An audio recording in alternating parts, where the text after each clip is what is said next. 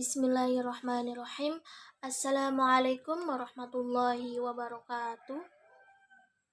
Gimana kabar hari ini anak-anakku semuanya? Alhamdulillah kita masih diberi kesempatan untuk mengikuti pembelajaran seperti biasa ini dengan sehat walafiat. Ibu berharap kepada kalian semua agar mengikuti pembelajaran ibu dari awal sampai akhir dengan semangat dan juga bahagia. Oke, siap? Oke, bagus. Untuk mengawali kegiatan pembelajaran seperti biasa,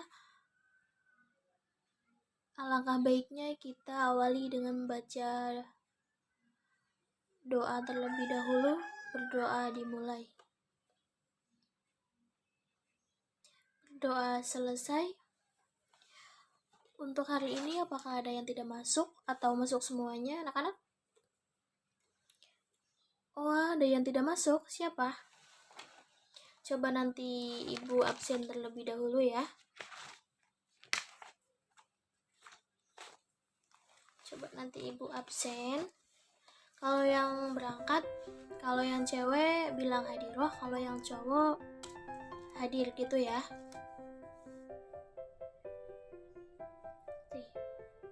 Anissa Novitasari ada. Cindy Okvitasari ada. Dimas Chandra Julian ada. Muhammad Anas Ilhami. Oh ya, tadi yang kamu yang telat ya. Oh ya udah nggak apa-apa. Muhammad Nuridwan. Novia Umusolihah. Jimmy Mustafa. Ada. Wahyu Duyanjani. Ada. Wahyu Nur Hajib. Oh, jadi sekarang masuk semua, cuma tadi ada yang telat gitu.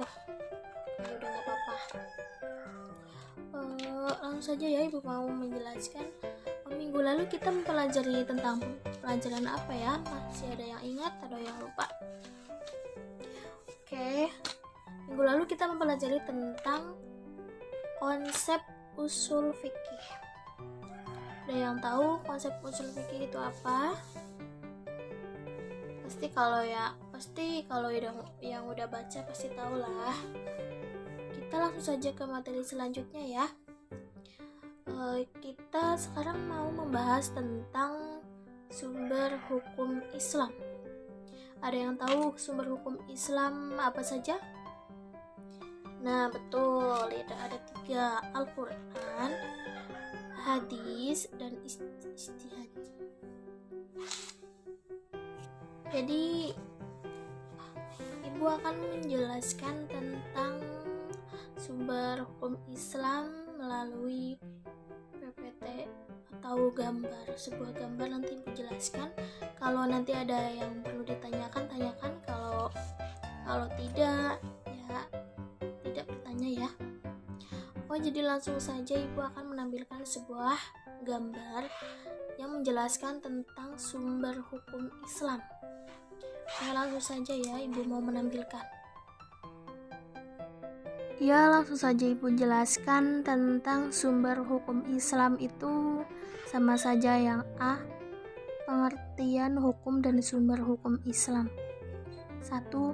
Hukum menurut bahasa adalah menetapkan sesuatu atau tidak menetapkannya. Itu maksudnya gimana? Ya kan menurut bahasa itu menetapkan, berarti kan itu sudah ditetapkan dari Allah Subhanahu wa Ta'ala. Contohnya itu seperti Al-Quran, hadis, dan ijtihad. Itu seperti itu. Yang selanjutnya menurut istilah ahli fikih, hukum adalah 1. Kitab atau perintah Allah Subhanahu wa Ta'ala yang menuntut mukallaf atau orang yang sudah balik dan berakal sehat untuk memilih antara mengerjakan atau tidak mengerjakan, atau menjadikan sesuatu sebagai sebab, syarat, atau penghalang bagi adanya yang lain, sah, batal, dan ruskah atau kemudahan. Yang kedua, akibat yang ditimbulkan dari runtutan syariat berupa al-wujud, al-mandud, al-hurmah, al-karomah, dan al-ibadah. Sedangkan perbuatan yang dituntut itu disebut wajib, sunnah, haram, makruh, dan mubah. Seperti itu. Jika nanti ada yang ingin ditanyakan, bisa ditanyakan langsung kepada ibu ya. Pengertian sumber hukum Islam adalah segala sesuatu yang melahirkan atau menimbulkan aturan yang mempunyai kekuatan yang bersifat mengikat, yang apabila dilanggar akan menimbulkan sanksi yang tegas dan nyata. Dengan demikian, yang dimaksud dengan sumber hukum Islam adalah segala sesuatu yang dijadikan dasar acuan atau pedoman syariat Islam. Pengertian Al-Quran. Pengertian menurut bahasa Al-Quran berasal dari bahasa Arab yang artinya bacaan atau himpunan. Kalau menurut istilah itu, kitab suci umat Islam yang berisi firman-firman Allah Subhanahu wa Ta'ala yang diwahyukan dalam bahasa Arab kepada Rasul atau Nabi terakhir Nabi Muhammad SAW, dan membacanya adalah ibadah. Selanjutnya, B. Kedudukan Al-Quran. Al-Quran sebagai sumber hukum Islam yang pertama dan utama dalam seluruh ajaran Islam, baik yang mengatur hubungannya seperti manusia dengan Allah Subhanahu wa Ta'ala, manusia dengan diri sendiri, manusia dengan alam, manusia dengan manusia. Yang C itu fungsi Al-Quran sebagai petunjuk dan pedoman bagi umat manusia dalam mencapai kebahagiaan dunia dan akhirat. Quran Surat Al-Isra ayat 17-9. Yang kedua, hadis. Pengertian hadis menurut bahasa berasal dari bahasa Arab yang artinya baru, tidak lama, ucapan, pembicaraan, dan cerita. Hadis menurut istilah adalah segala berita yang bersumber dari Nabi Muhammad SAW berupa ucapan, perbuatan, dan takrir atau ketetapan serta penjelasan sifat-sifat Nabi SAW. Selanjutnya, hadis dibagi menjadi 3, yaitu hadis qauliyah, hadis yang didasarkan atas segala perkataan dan perbuatan Nabi Muhammad SAW. Yang kedua, hadis fi'liyah, hadis yang didasarkan atas segenap perilaku atau perbuatan Nabi SAW. Yang ketiga, hadis takririyah, hadis yang didasarkan pada persetujuan Nabi Muhammad SAW atas apa yang dilakukan para sahabatnya.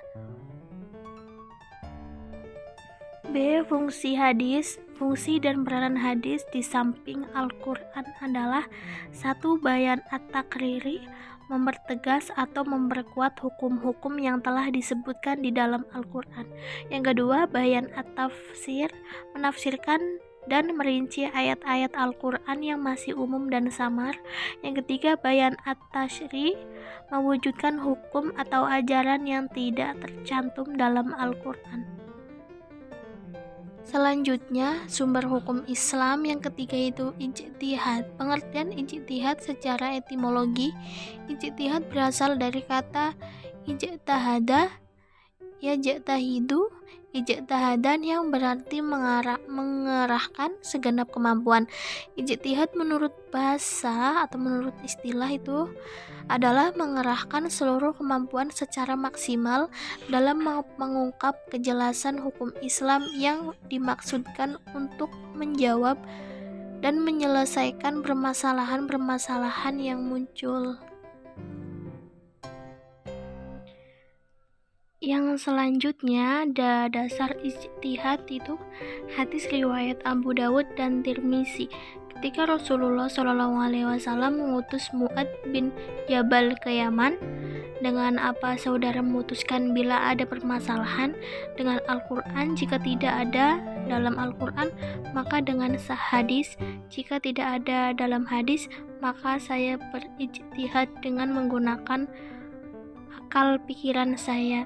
Alhamdulillah yang telah memberi taufik kepada utusanku. Selanjutnya, metode berijtihad kias atau silogisme. Ada 4 rukun kias. Yang pertama al-hukmu, yang kedua usul, hukum asal atau hukum yang sudah ada, yang ketiga furu, hukum yang hendak ditentukan, yang keempat lat atau sebab, serta istilah kemaslahatan umat, pembukaan Al-Quran, maslahah mursalah, kegunaan, kemanfaatan, pencatatan nikah.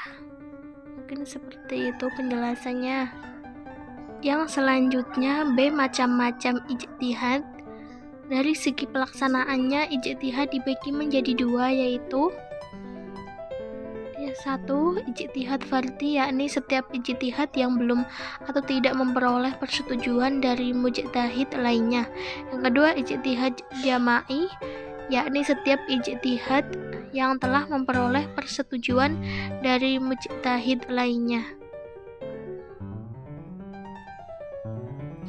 Lalu yang kedua, dari segi mekanismenya, ijtihad dibagi menjadi 2 macam, yaitu yang pertama mujtahid mustaqil, yang kedua mujtahid muntashib, mujtahid mazhab, mujtahid murajih, mujtahid fatwa. Lalu ada juga syarat-syarat mujtahid. Yang pertama, memiliki integritas yang kuat, tahan syariah. Yang kedua, memiliki pengetahuan yang luas tentang ayat-ayat Al-Quran yang berhubungan dengan masalah-masalah hukum. Yang ketiga, memiliki pengetahuan yang luas tentang hadis-hadis Nabi yang berhubungan dengan masalah-masalah hukum. Yang keempat, mengetahui masalah-masalah ijma dan produk-produk hukum yang telah diwariskan para ulama sebelumnya. Yang kelima, mengetahui bahasa Arab dengan berbagai turunannya seperti nahwu, sorof, ma'ani, bayan, bading, agar mampu menafsirkan Al-Quran dengan benar. Yang keenam, mengetahui kaidah-kaidah ilmu usul fikih yang seluas-luasnya karena ilmu ini menjadi dasar ijtihad. Yang ketujuh, mengetahui ilmu logika agar dapat menghasilkan kesimpulan yang benar dan dapat dipertanggungjawabkan. Mungkin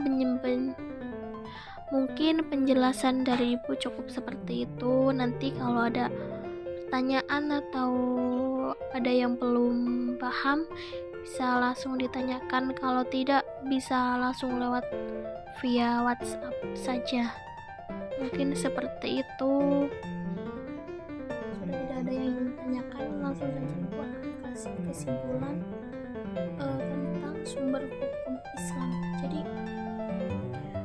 antara 3, kan di situ tadi dijelaskan bahwa sumber hukum Islam itu ada 3, Al-Quran, Al-Hadis, dan ijtihad. Itu kesimpulannya itu bahwa semua hukum Islam itu berpusat kepada Al-Quran, termasuk Al-Hadis dan ijtihad.